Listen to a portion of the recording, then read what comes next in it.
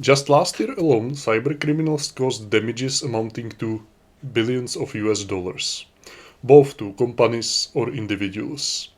We are talking about a serious problem.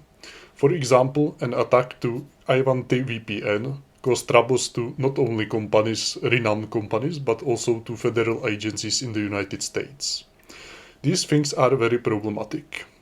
Cybercriminals are more and more sophisticated and use also advanced techniques of persuasion and psychological pressure to be successful in their attacks. And companies need to be vigilant. They need to take protective measures, and it's their duty to do so. So in this video, we will talk about an important concept called Zero Trust Architecture, sometimes also known as Zero Trust Network. As the name suggests, it's about not trusting anything, which is in sharp contrast to standard architectures that trusts all assets inside, for example, local area network or assets that are in the extended network connected through virtual private network. Of course, the logic is clear. Each asset needs to be authenticated and authorized before it can proceed with anything. And also, network is split into small segments called micro-segments. The important concept here is to define which assets are critical, which are called surface area. These assets need to be protected in particular. For example, it can be a landing zone for devices, like outcomes of measurements from certain devices, or like for data coming from certain sources. Or it can also be a source database that contains many important data, for example, sensitive information about clients or business sensitive information. These devices this asset needs to be extremely carefully protected. So first you need to define what visibility metrics, what specific assets in your network can see what and what users can see what. This is the first step.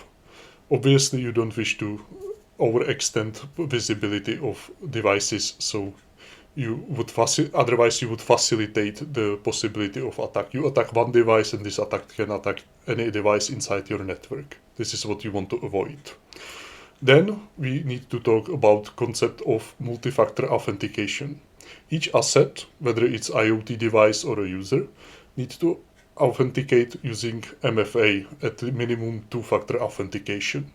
You probably know it already. When you log into your internet banking, you, for example, need to use your mobile phone, which receives certain code, or you can have installed application that does this multi-factor authentication for you, or any other device that does this for this purpose.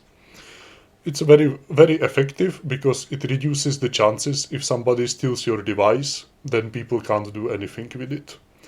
Whether it's your laptop, your credentials to perform login, or whether it's IoT device that sends certain measurements, it always needs to be protected using at a minimum two-factor authentication, generally multi-factor authentication. Once you have authenticated and authorized connection, then obviously it's that micro-segmentations that only certain segments of network can access to certain other segments of network. And then we have other concepts like layer 7 security and software-defined network. We won't discuss them in this video, but they are obviously what the name suggests. You can find details about these concepts of Zero Trust Architecture in the article that is attached to this video. Technically speaking, nothing difficult. I would only emphasize what's the difference between standard approach and this Zero Trust architecture or Zero Trust network. Standard approach accepts certain perimeter of devices that can trust each other. Zero Trust architecture absolutely denies this logic. For example, in standard approach, certain devices connected to local network have unlimited access and don't need to authorize themselves before communication is, and the connection doesn't need to be secure when it's in the local network, for example. Zero Trust architecture doesn't perform anything like this. Nothing trusts anything, and the connection always needs to be secure.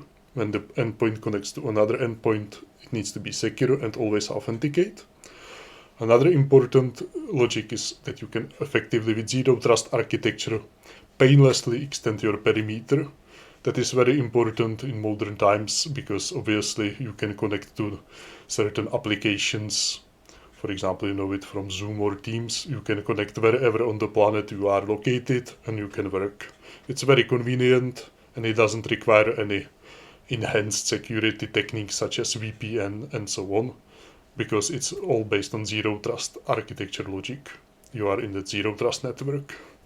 So it's definitely a way ahead. You certainly need to know about zero trust architecture. And this is probably it. Let us know what you think. How do you solve your security problems if you have ever faced cyber attacks? We are really curious to know. Thank you for your time. Don't forget to subscribe and see you again soon.